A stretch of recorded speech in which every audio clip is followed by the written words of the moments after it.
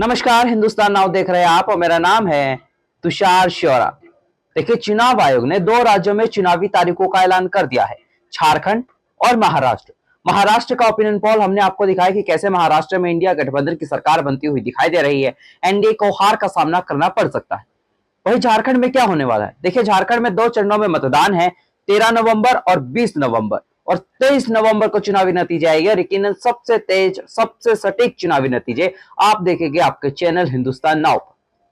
लेकिन उससे पहले अब आपके मन में यह सवाल होगा कि झारखंड में कौन करेगा राज्याभिषेक, झारखंड में किसकी बनेगी सरकार, और इसी को लेकर आईपीएससी का ओपिनियन पोल सामने आ गया। ओपिनियन पोल की शुरुआत करते हैं, और ओपिनियन पोल में जब सर्वे में पूछा गया कि आप झारखंड सरकार के कामकाज को कैसा मानते हैं, अच्छा कहने वाले 32%, खराब कहने वाले 28% और औसत कहने वाले 40% लोग सामने आए। यानी कि अच्छा, अगर हम औसत को मिला दे तो सरकार के कामकाज से लगभग लोग संतुष्ट तो है, लेकिन खराब कहने वाले 28% लोग भी है। देखिए, झारखंड का एक इतिहास रहा है, 5 साल बाद कोई भी पार्टी सत्ता में दोबारा वापसी नहीं करती है।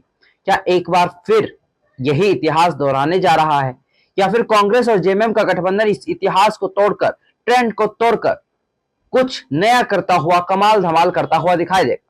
ओपिनियन पोल में पूछा गया, अगर आज हुए चुनाव तो आप किसे करेंगे मतदान, किसे करेंगे वोट?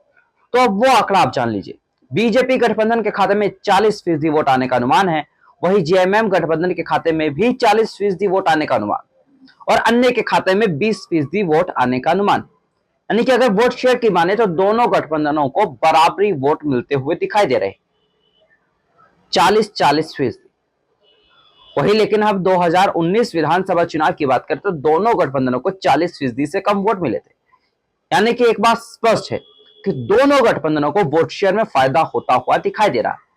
यकीनन हम बोल सकते हैं राजस्थान रिपीट होता हुआ दिखाई दे रहा है। राजस्थान, यानी कि आप याद कीजिए, कांग्रेस की सरकार थी, कांग्रेस को पिछली बार से ज्यादा वोट मिले और बीजेपी को भी ज्यादा वोट मिले थे, और फिलहाल यही झारखंड में होता हुआ दिखाई दे रहा है। लेकिन जब यह वोट शेयर सीटों में तब्दील होता है तो बीजेपी के खाते में, बीजेपी, अजसू, जेडीयू और एलजेपी यानी कि एनडीए अलायंस के खाते में कितनी सीटें आती हुई, अब वो आंकड़ा आप जान लीजिए। 36 से 42 सीटें एनडीए के खाते में आ सकती है, इंडिया अलायंस के खाते में 35 से 41 सीटें आ सकती है, और अन्य के खाते में 2 से 6 सीटें आ सकती है। ओपिनियन पोल की माने तो झारखंड में कांटे की टक्कर हो सकती है, झारखंड में किसी की भी सरकार बन सकती है, झारखंड में बीजेपी गठबंधन की भी सरकार बन सकती है, झारखंड में जेएमएम गठबंधन की भी सरकार बन सकती है, क्योंकि अपर एज जो है बीजेपी गठबंधन का 42 है और कांग्रेस और जेएमएम के गठबंधन का 41, और बहुमत का वो जादुई आंकड़ा 41 है। यानी कि झारखंड में पूरा मामला खुला हुआ है। झारखंड का चुनाव ओपन इलेक्शन होता हुआ दिखाई दे रहा है। झारखंड में किसी की भी सरकार बन सकती है। देखिए, देखा गया कैसे हेमंत सोरेन जेल में गए, जेल में जब गए तो चंपई सोरेन को मुख्यमंत्री बनाया गया, लेकिन चंपई सोरेन इस्तीफा दिया, हेमंत सोरेन जब बाहर आए तब वो इस्तीफा हुआ, हेमंत सोरेन दोबारा झारखंड के मुख्यमंत्री बने।